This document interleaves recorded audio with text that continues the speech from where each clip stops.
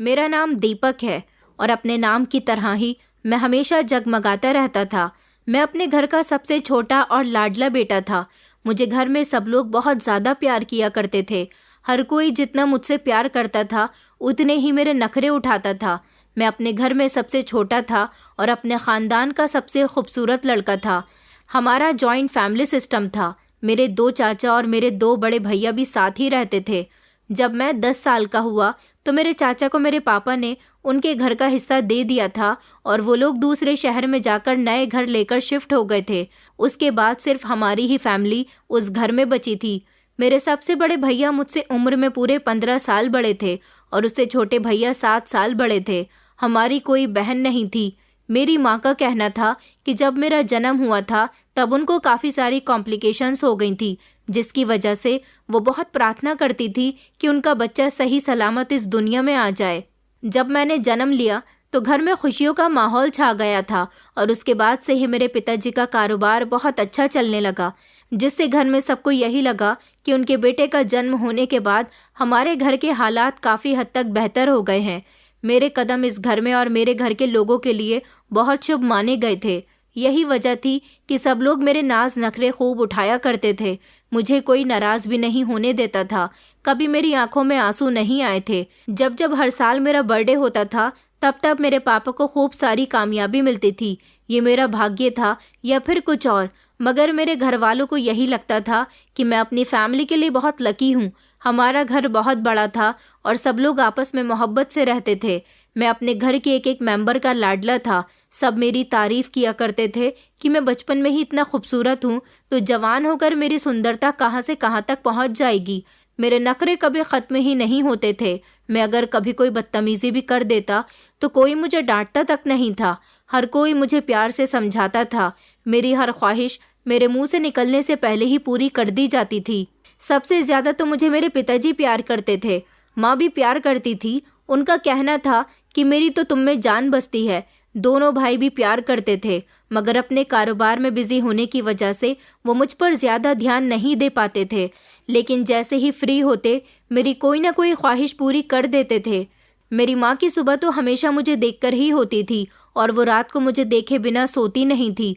और मेरे पिताजी तो मुझे बेटा बेटा करते नहीं थकते थे और बड़े भैया तो बार बार मेरे लिए चॉकलेट्स लेकर आया करते थे।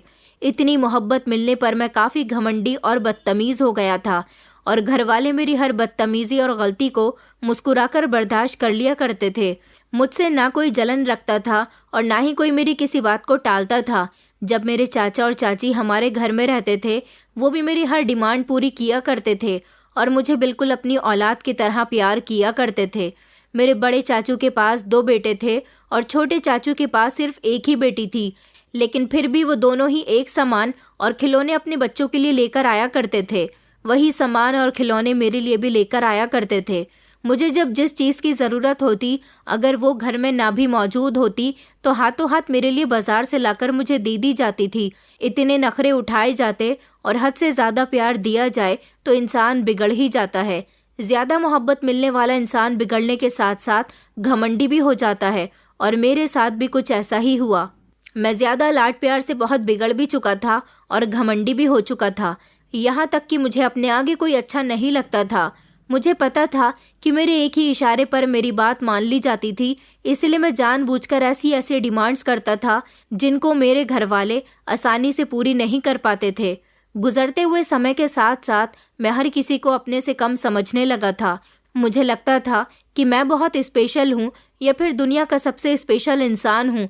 जिस तरह से हमेशा मुझे ट्रीट किया गया था उस हिसाब से मुझे यही लगता था कि इस दुनिया में मैं ही इकलौता एक ऐसा इंसान हूँ जिसकी हर ख्वाहिश चुटकियों में पूरी हो जाती है, जिससे सब लोग प्यार करते हैं, जिसकी सब लोग बात मानते हैं। लेकिन मैं कभी समझ नहीं पाया कि ये सब कुछ मेरे पिता के पैसों की वजह से था। मैंने कहीं सुना था कि लोगों का बर्ताव आपके साथ आपके पिता के पैसों की वजह से होता है। आपके पिता की जेब में अगर ढेर सारे पैसे हैं तो लोग आपको भी अहमियत देंगे। जितनी आपके पिता के पास ज़्यादा दौलत हो उतना ही लोगों का बर्ताव आपके साथ अच्छा रहेगा। फिर भले ही आपकी शक्ल अच्छी हो या ना हो, मगर दौलत तो है। और आज के समय में इंसान की शक्ल इतनी अहमियत नहीं रखती जितनी उसकी जेब में मौजूद दौलत रखती है। लेकिन अगर आपके पास दौलत नहीं है तो उन्हीं लोगों को आपके अंदर ढेर सारी कमियां नजर आती हैं। फिर चाहे आपकी शक्ल बहुत ज्यादा अच्छी हो, भले ही आपके अंदर ढेर सारे गुण हों। मेरे पिता अपने भाइयों में सबसे छोटे थे। पहले उनके घरेलू हालात बहुत ज्यादा कमजोर हुआ करते थे।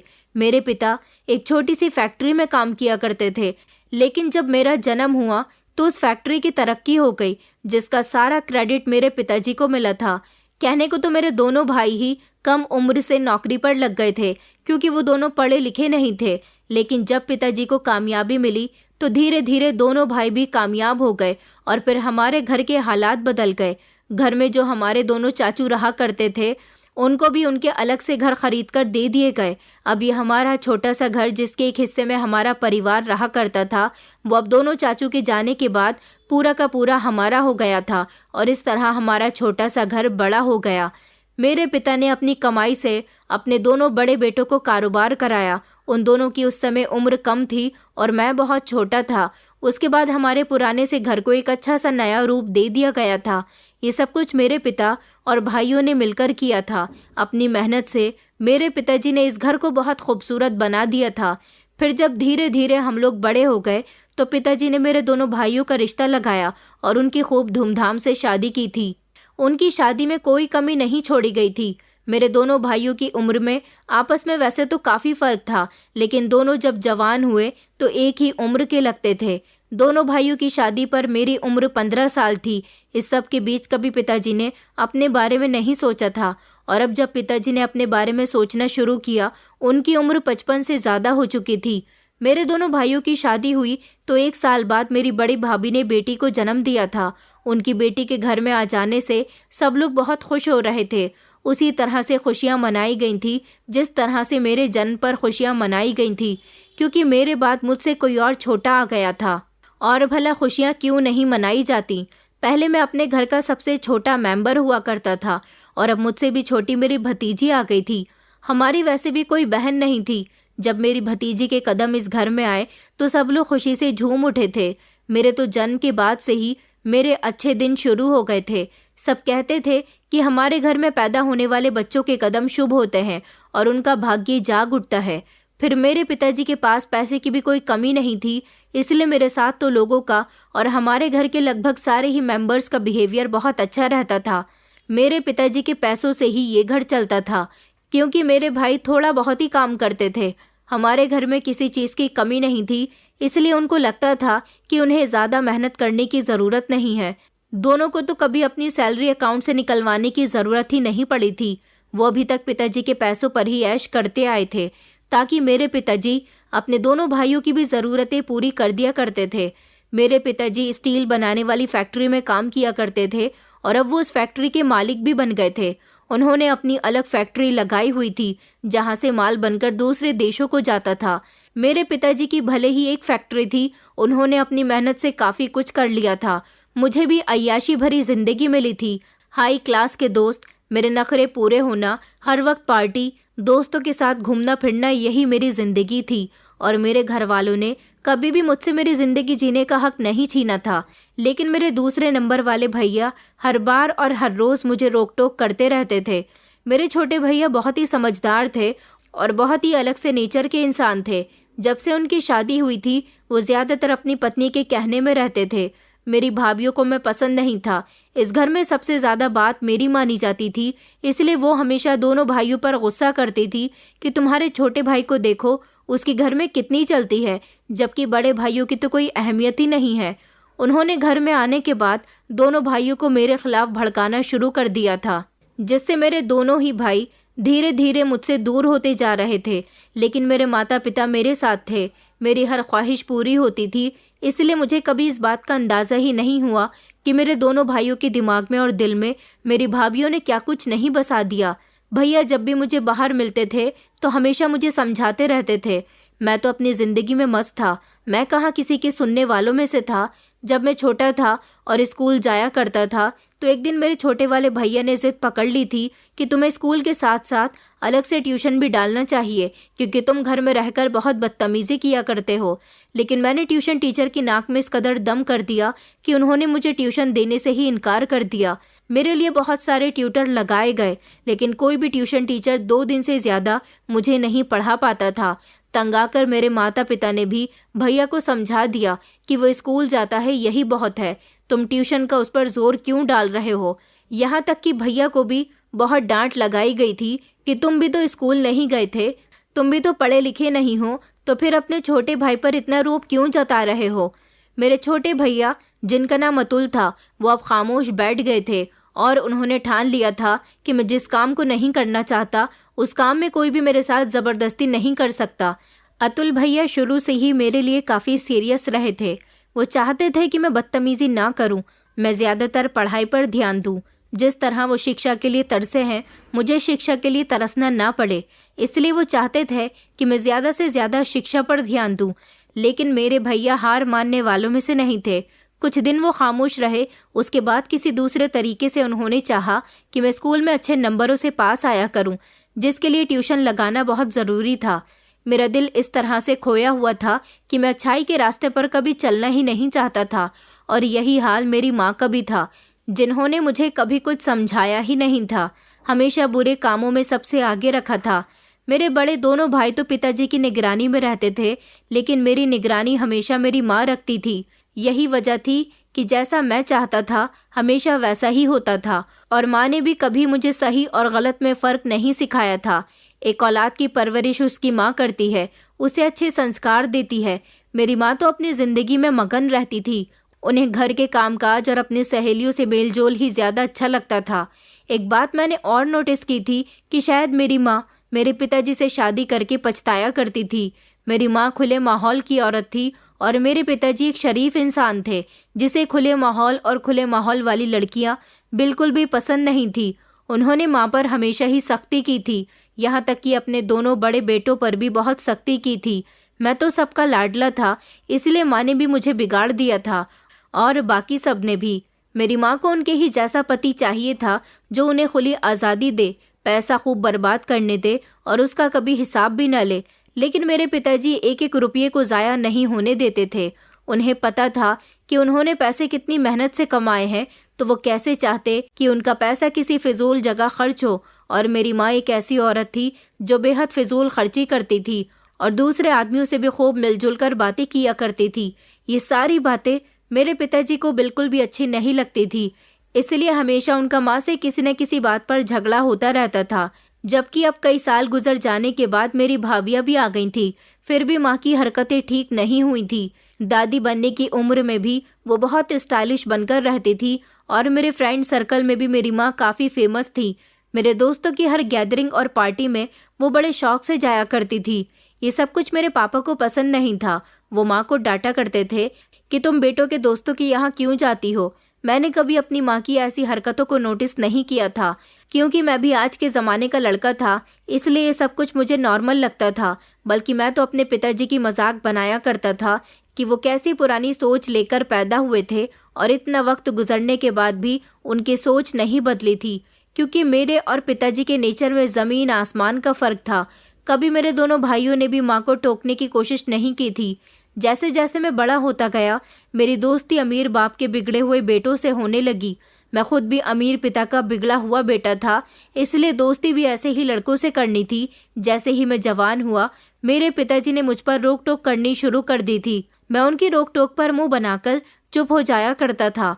मुझे ऐसा लगता था जैसे जैसे मैं बड़ा हो रहा हूँ, मेरे घर में मेरी वैल्यू कम होती जा रही है।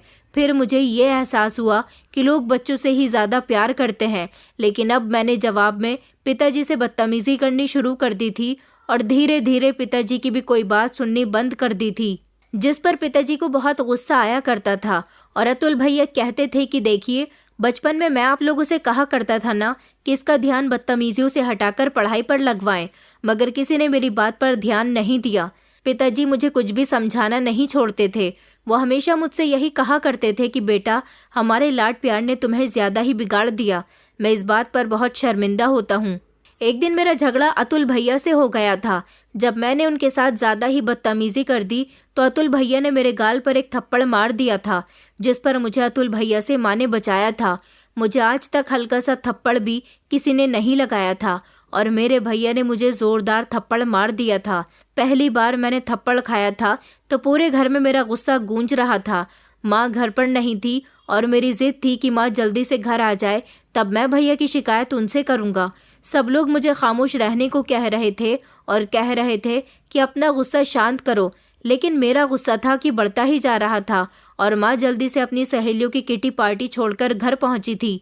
मुझे गुस्से में देखकर और मेरे गाल पर थप्पड़ का निशान देखकर माँ ने पिताजी और भैया से खूब झगड़ा किया था। मैं ऐसा बेटा था कि मैंने अपने माता पिता का अपनी वजह से झगड़ा करवा दिया था, जिस पर अतुल भैया को भी खूब डांट पड़ी थी और घर के सारे ही मर्द कह रहे थे कि बचपन से ही हमने इसे बिगाड़ दिया है, आज हमें उसका ही फल भुगतना पड़ रहा है। अगले दिन मैं और मेरी माँ नाश्ते के टेबल पर मौजूद थे, मगर बाकी लोग नहीं थे। पिताजी भी अब मुझसे नाराज रहने लगे थे। वो चाहते थे कि मैं अपने दोनों भाइयों की तरह उनका कारोबार संभालूं, लेकिन मुझे उनके कारोबार में कोई इंटरेस्ट नहीं था।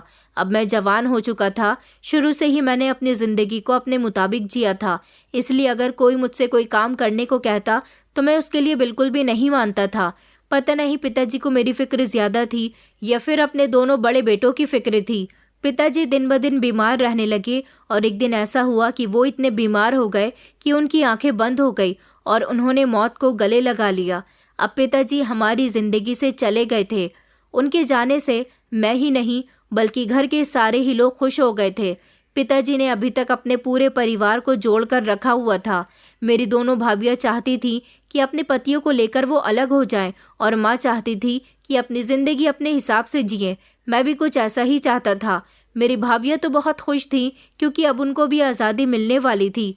पिताजी की वजह से हम में से कोई भी घर में पार्टियां नहीं कर सकता था। मेरी भाभियां भी अमीर परिवार की थी, इसलिए अपनी सहेलियों के साथ पार्टी करना वो भी चाहती थी। और माँ तो वैसे भी पिताजी की मर्जी के बिना ही छुप छुप कर पार्टी करना, अपनी सहेलियों के साथ समय गुजारना नहीं छोड़ती थी। पिताजी के जाते ही सबने सुकून का सांस लिया था। अतुल भैया जो कि बहुत शराफत का पाठ पढ़ाया करते थे, अब वो भी अपनी पत्नी के कहने में आकर वही किया करते थे जैसा उनकी पत्नी कहती थी।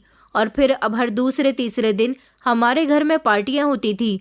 अब तो दोनों भैया ने भी अपने अपने दोस्तों को घर पर बुलाना शुरू कर दिया था और कभी कभी तो माँ और भाभी की सहेलियां भी डिनर पर आई हुई होती थी।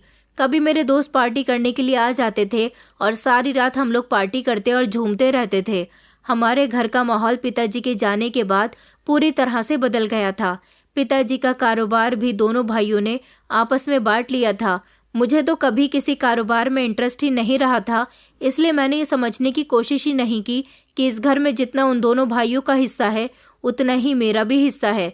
मैंने सिर्फ अपना फ़ायदा देखा और पिताजी की कमाई उड़ाता रहा। फिर सुना कि दोनों भैया जो पिताजी का कारोबार संभाल रहे थे, उनके कारोबार में बहुत बड़ा नुकसान हुआ। इतना बड़ा नुकसान कि हमारे घर के हालात ख़राब होने पर आ गए थे। माँ ने दोनों भाइयों से कहा कि अब तुम दोनों घर का खर्चा उठाओगे, मगर दोनों भाइयों के मिजाज तो बिगड़ गए थे और दोनों भाइयों का मूड भी खराब हो गया था। हम सभी अय्याशियों में बिगड़े हुए लोग थे। कम पैसों में अपना गुजारा कैसे करते, इसलिए घर में सबके बीच आपस में लड़ाई झगड़ा शुरू हो गया। कभी माँ का भैया से होता तो कभी भाभियों का माँ से होता, तो कभी भैया भाभी आपस में झगड़ने लगते थे। कुछ दिन की ही बात थी कि सब लोगों के बिहेवियर अचानक बदल गए और जो पैसे माँ के पास रखे थे वो पैसे मेरे दोनों भाइयों ने हथिया लिए। और बस इतना ही नहीं, बल्कि दोनों भाइयों ने घर भी अपने नाम करवा लिया था, जिसमें मेरा और मेरी माँ का कोई हिस्सा नहीं था। मेरे दोनों भैया जो पहले मुझसे बहुत प्यार किया करते थे, उन्होंने भी अब मुझसे नज़र फेर ली थी। ये सब किस्मत का खेल था कि एक पल में ही सब कुछ हमारे हाथ से छिन गया था और मैं कुछ नहीं कर सका था। पिताजी के इस दुनिया से जाते ही सब लोगों का व्यवहार मेरे साथ बदल गया था। सबसे पहले मेरे दोस्तों ने मुझे छोड़ा, वो दोस्त जिन पर हमेशा मैंने अपना पैसा पानी की तरह बहाया था और उन्हें अय्याशी करवाई थी। उन लोगों ने मेरा बुरा समय आते ही मुझसे दोस्ती ख़त्म कर दी थी। और मेरे बड़े भैया जो मेरे नाम से नहीं बल्कि बेटा कहकर बुलाते थे और मेरी हर बदतमीज़ी पर मुस्कुराते थे कि बच्चा है, लेकिन अब मेरे ज़रा सा ऊंचा बात करने पर भी वो मुझे ऐसे डांट रहे थे जैसे मैं उनका कोई नहीं लगता। और अतुल भैया जो शुरू से ही मुझे अच्छा पाठ पढ़ाया करते थे, अब उन्हें भी मेरे साथ कुछ भी बुरा होने पर कोई फ़र्क नहीं पड़ता था। वो तो अब मुझे देखते भी नहीं थे। मुझे कब किस चीज़ की ज़रूरत है किसी को कोई फिक्र ही नहीं होती थी। मेरे दोनों चाचू तो पहले ही अलग हो चुके थे। उन लोगों ने भी बुरे समय में हमारा कोई साथ नहीं दिया। उनको तो हमारे बुरे हालातों से कोई मतलब ही नहीं था। अब मैं गरीब माता पिता का बेटा बन चुका था। मुझे लगता था कि मेरी बहुत अहमियत है, लेकिन गुजरते हुए समय के साथ मुझे एहसास हुआ कि मुझे कितनी बड़ी गलतफहमी थी। अहमियत मेरी नहीं, बल्कि मेरे पिता के पैसों की थी। लाडला मैं नहीं, बल्कि मेरे पिता का पैसा था। स्टेटस मेरा नहीं, बल्कि मेरे पिता के पैसों का था। और पैसे जाते ही सब कुछ खत्म हो गया था। ना ही अहमियत रही थी, ना लाड और ना ही स्टेटस। मैं एक पल में आसमान से ज़मीन पर आ गया था। माँ बीमार होकर बिस्तर से लग गई थी और रिश्तेदारों का खून सफ़ेद हो गया था। यहाँ तक कि अतुल भैया और शरद भैया ने मुझे और माँ को घर से जाने को कह दिया था।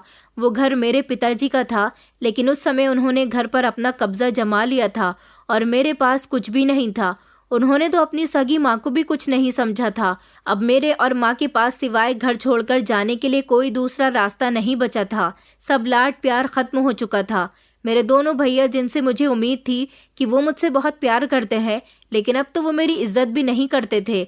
उनका यही कहना था कि तुम भी जवान हो गए हो, बस तुम्हारी जिंदगी बहुत आराम और ऐश से गुजर गई, अब अपनी मेहनत से कमाओ और खाओ। अब मेरे अकाउंट में भी कोई पैसा नहीं था। वो लोग कहते थे कि अगर कोई कामकाज करोगे तभी इस घर में रहोगे, मगर मैं तो कोई कामकाज करना भी नहीं जानता था। न मैंने अपनी शिक्षा ठीक से कंप्लीट की थी जो मुझे कहीं नौकरी मिल पाती। उन्होंने कहा कि अगर इस घर में रहना है तो हमें पैसे देने होंगे, लेकिन मेरे पास कुछ भी नहीं था। इसलिए उन्होंने मेरा सामान उठाकर घर से बाहर फेंक दिया और मुझे और माँ को धक्के मारकर घर से निकाल दिया। मुश्किल समय ने सबने अपनी औकात दिखा दी थी। अपने घर से निकल जाने के बाद मैं और माँ सोच ही रहे थे कि कहाँ जाए। फिर माँ को अपने मायके का ख्याल आया, जहाँ मेरे नाना नानी रहा करते थे। मेरी माँ अपने माता पिता की इकलौती बेटी थी। मेरे नाना नानी तो इस दुनिया से जा चुके थे। अब उस घर में ताला पड़ा हुआ था और उस घर की चाबी मेरी माँ के ही पास थी। वो घर एक गंदी सी बस्ती में बना हुआ था। मुझे तो वहाँ पहुँचते ही घिन आने लगी थी।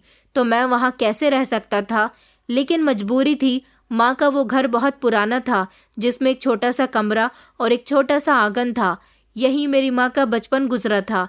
इस घर की दीवारें भी पूरी तरह से खराब थीं और हर तरफ धूल मिट्टी जमी हुई थी। नाना नानी तो कई सालों पहले ही इस घर को छोड़कर जा चुके थे, इसलिए इस घर की हालत ऐसी हो गई थी और यहाँ कोई नहीं रहता था।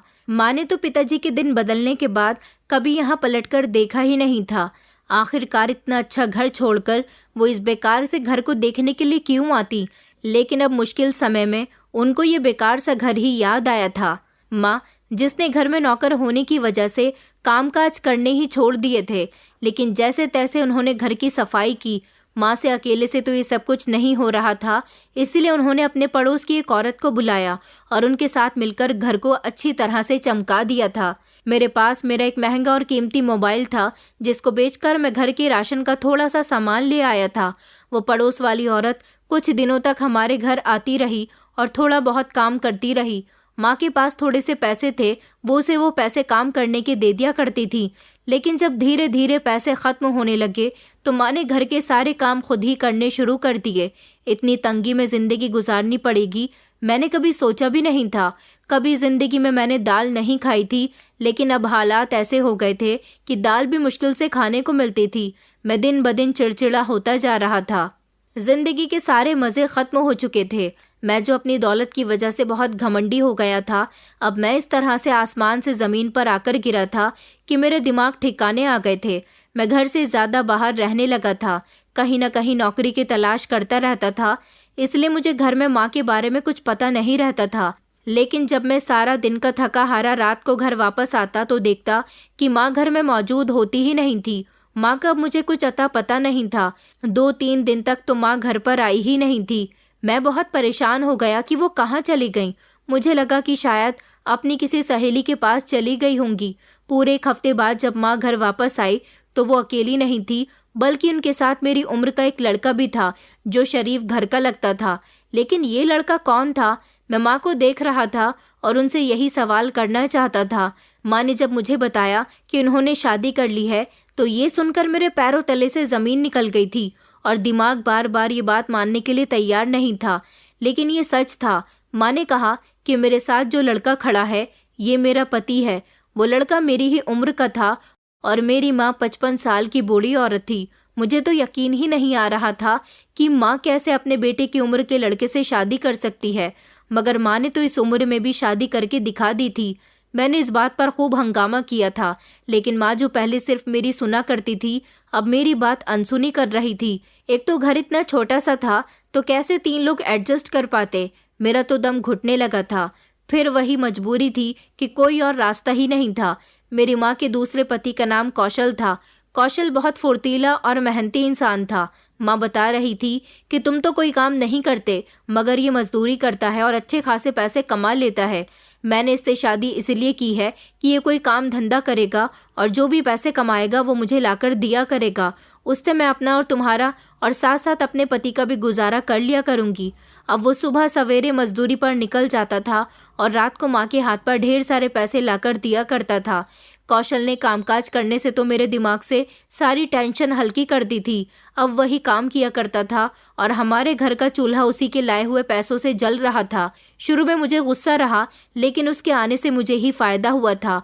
और कौशल था भी बड़ा सीधा लड़का और वो सारे काम भी अच्छे से कर लिया करता था। अब मुझे कुछ नहीं करना पड़ता था। कौशल ने बताया था कि वो मेरी माँ की कहानी सुनकर उनसे इम्प्रेस हो गया था और उसने कहा था कि वो मेरी माँ के साथ साथ मेरा भी ध्यान रखेगा। मैं हैरान था कि आज के ज़माने में जवान लड़के कब से बूढ़ी औरतों का ख्याल रखने के लिए तैयार हो गए, वो भी उनका पति बनकर। कौशल पर कभी कभी मुझे तरस भी आता था, इसलिए मैंने उसे बुरा भला कहना छोड़ दिया था। और कौशल के आने के बाद मैंने नोटिस किया था कि अब हमारे घर में खाना भी बहुत अच्छा बनता था और एक मामूली सा मजदूर इतने ढेर सारे पैसे कमा कर लाता है कि माँ मुझे भी पैसे दे दिया करती थी और उनके पास भी ढेर सारे पैसे रहते थे। वो रोज़ घर के लिए कोई ना कोई सामान और मेरे लिए भी मेरी पसंद का सामान लाया करता था।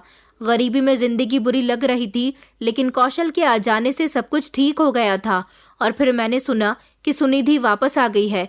सुनिधि मेरे बचपन की सहेली, मेरे पापा के दोस्त की बेटी और मेरी पहली मोहब्बत थी, जिसे मैं बचपन से ही पसंद करता था। और वो काफ़ी समय से अमेरिका में अपनी पढ़ाई पूरी करने के लिए गई हुई थी।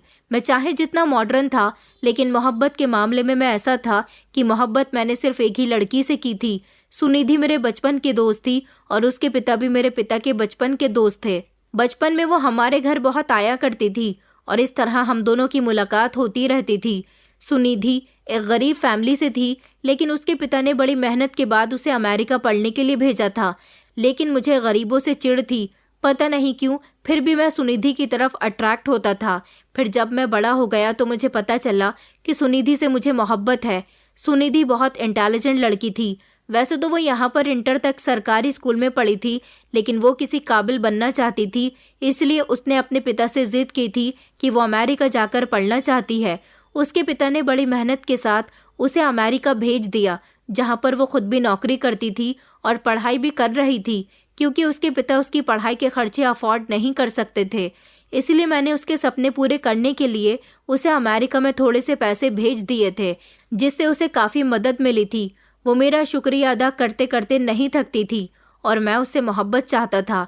वो ये सब जानती थी, इसलिए मैंने उसे एक दिन प्रपोज कर दिया और उसने हाँ भी कर दी थी। उस दिन मैं बहुत खुश हुआ था। लेकिन सुनिधि अभी कुछ समय और अमेरिका में रहना चाहती थी, इसलिए मैंने उसकी आगे की पढ़ाई के लिए उसे 80 लाख रुपए ट्रांसफ़र कर दिए थे, ताकि वो अपना फ्यूचर बनाकर वापस लौटे। मैं उसका और अपना फ्यूचर एक साथ देखता था, लेकिन पिछले कुछ दिनों से जो हालात गुजरे थे, उसकी वजह से मैं सुनिधि से कांटेक्ट ही नहीं कर पाया था। और अब जब सुना कि वो वापस आ रही है, तो मेरी खुशी का कोई ठिकाना नहीं रहा। लेकिन मुझे बुरा भी लगा कि सुनिधि आ चुकी थी, लेकिन उसने मुझे नहीं बताया था। मेरे दिल में डर बैठ गया कि कहीं मेरा स्टेटस बदलने की वजह से सुनिधि ने भी सबकी तरह मुझे छोड़ तो नहीं दिया। अब मेरा ये डर आखिरकार सच साबित हो ही गया। मैं अच्छे से तैयार होकर सुनिधि से मिलने के लिए उसके घर गया था, लेकिन वहां जाकर मुझे पता चला कि सुनिधि का रिश्ता मेरे ही दोस्त विराट के साथ तय हो गया। सबकी तरह सुनिधि भी एहसान फरामोश निकली थी। सुनिधि की अच्छी जॉब लग गई थी, पढ़ लिख कर वो कामयाब हो गई थी, जिससे वो अब काफ़ी पैसा कमाने के काबिल हो गई थी। इसलिए वो मुझ जैसे गरीब लड़के के साथ अपना फ्यूचर तबाह नहीं करना चाहती थी। मैं ही था जिसकी वजह से उसका फ्यूचर बना था, और वो मुझसे आंखें फेर कर मेरे दोस्त का हाथ थाम रही थी, क्योंकि मेरा दोस्त अमीर था। सबकी तरह सुनिधि की भी हकीकत खुलकर मेरे सामने आ गई थी। सही कहते हैं लोग, जिसको जितनी इज्जत दो वो उतना ही सर पर चढ़कर नाचने लगता है। यही हाल सुनिधि का भी था, जो मेरी वजह से किसी काबिल हुई थी, वरना आज भी वो गरीब पिता की ही बेटी होती। मैं उसके घर के दरवाजे से खामोशी से वापस आ गया था और उस दिन के बाद मैं अंदर ही अंदर से टूटने लगा। मैं अपनी ज़िंदगी से तंग आ चुका था, क्योंकि ऐसी ज़िंदगी मेरे लिए नर्क थी। लेकिन एक दिन सारी सच्चाई मेरे सामने तब आई जब माँ का एक्सीडेंट हुआ और वो इस दुनिया को छोड़कर चल बसी। मेरे पास इकलौती एक माँ ही तो सहारा था, और वो भी मुझे छोड़कर चली गई थी। माँ की मौत की खबर मैंने अपने दोनों भाइयों और दोनों चाचू को दी थी, लेकिन कोई भी माँ के अंतिम संस्कार के लिए नहीं आया था। मोहल्ले के लोगों के साथ मिलकर मैंने अपनी माँ का अंतिम संस्कार कर दिया था।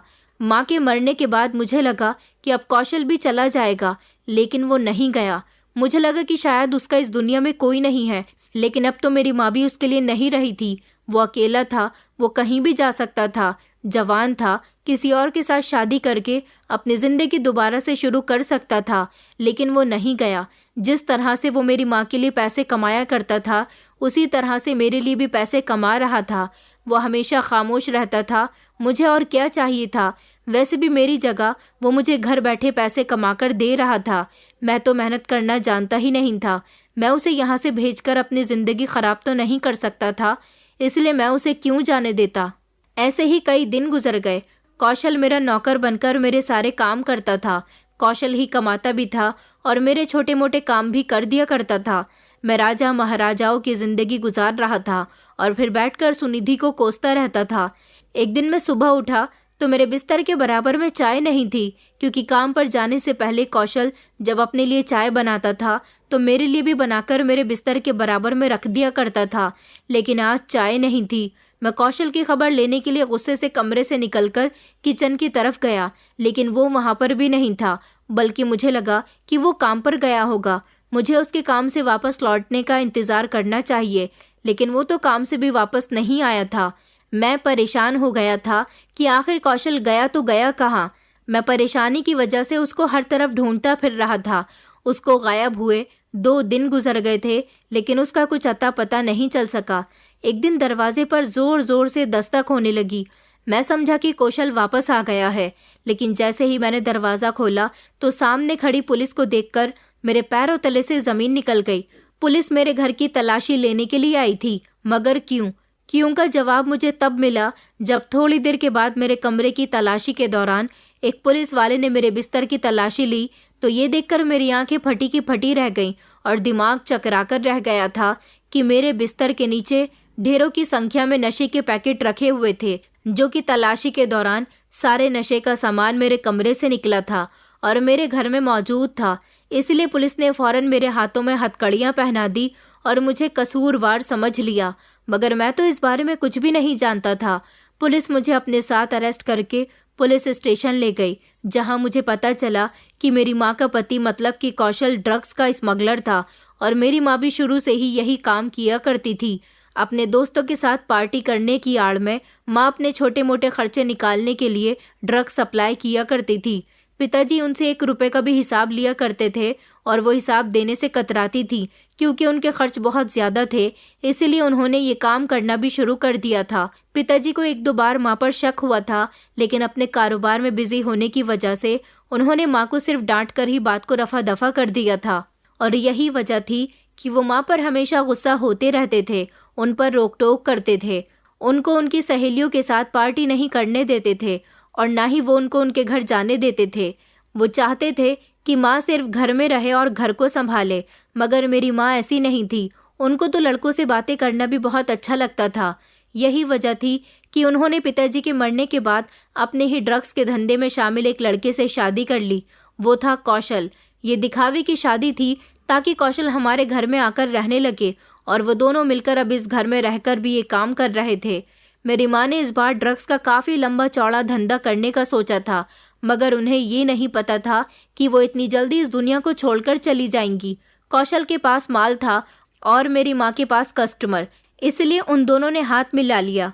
मेरी माँ उससे ड्रग्स खरीदकर अपनी सहेलियों को सप्लाई किया करती थी और जवान लड़के लड़कियों से दोस्ती करके उनको अपनी बातों में लेकर उन्हें भी ड्रग्स बेच दिया करती थी। अब वो सारे ही पैसे मेरी माँ कौशल से ले लिया करती थी। कौशल के पास कुछ भी नहीं बच रहा था, इसलिए उसने मेरी माँ को रास्ते से हटाने का फैसला किया ताकि उसे मेरी माँ को हिस्सा न देना पड़े, और मासूम बनकर मेरे साथ रहने लगा। और जैसे ही उसे पुलिस के छापे की खबर मिली, वो इल्ज़ाम मुझ पर डालकर भाग गया। यहाँ कानून की नज़र में मैं भी माँ और कौशल का साथी ही था, इसलिए मुझे 7 साल की सज़ा हुई। मेरी तो जैसे ज़िंदगी बर्बाद हो गई थी। जब मैं जेल में था तो मुझसे मिलने के लिए कोई नहीं आया था। जिन पर मैंने अपना पैसा और समय बर्बाद किया था, अगर वो पैसा मैंने सही जगह लगाया होता या फिर अपने कारोबार पर ही लगा लेता तो शायद आज वो मेरे बहुत काम आता और मैं जेल में ना सड़ रहा होता। पूरे 7 साल की सज़ा के बाद जब मैं जेल से वापस लौटा तो मैंने अपने आप को काफ़ी हद तक सुधार लिया था और सोच लिया था कि इंसान जब मेहनत करता है तो अपने आने वाले कल को बेहतर बनाता है। मैंने मेहनत करना सीख लिया था और सोचा कि अभी मेरी काफ़ी ज़िंदगी पड़ी हुई है। मैं अपनी ज़िंदगी को पहले की तरह बर्बाद नहीं कर सकता और दूसरों के भरोसे भी नहीं छोड़ सकता। इसलिए मैंने मेहनत करना शुरू कर दिया। नौकरी की तलाश करने गया। जितने भी पैसे मिलते हैं उनसे मैं अपना गुजारा कर लिया करता हूँ। आप लोग मेरे लिए प्रार्थना कीजिए कि मेरे दिन पहले जैसे हो जाए। मेरे दिन पहले जैसे तो भले ही नहीं हो पाएंगे, क्योंकि मेरी माँ और पिता अब इस दुनिया को छोड़कर जा चुके हैं। मेरे पिता जो एक शरीफ इंसान थे, मेरे परिवार वाले जो बचपन में मुझे बहुत प्यार किया करते थे। कभी कभी बच्चे लाड प्यार से इतना बिगड़ जाते हैं कि उनके अंदर कुछ भी करने की हिम्मत नहीं होती। वो अपने माता पिता पर ही हमेशा निर्भर होते हैं। मैं आप सभी लोगों से यही रिक्वेस्ट करना चाहती हूँ कि अपने पैरों पर खड़ा होना सीखिए। अपने पिता की कमाई पर निर्भर ना रहिए। वक्त तो बदलता रहता है, क्या पता आज अच्छा है तो कल बुरा हो जाए। इसलिए बुरे वक्त के लिए पहले से ही हमें तैयारी करके रखनी होगी ताकि आप बुरे समय में उस समय से अच्छे से लड़ सकें। दोस्तों, उम्मीद करती हूँ आपको हमारी कहानी पसंद आई होगी। कहानी पसंद आई है तो वीडियो को लाइक करें, चैनल पर नए हैं तो चैनल को सब्सक्राइब करें और हाँ, नोटिफिकेशन बेल को ज़रूर दबाएं ताकि अगली अपडेट सबसे पहले आपको मिले।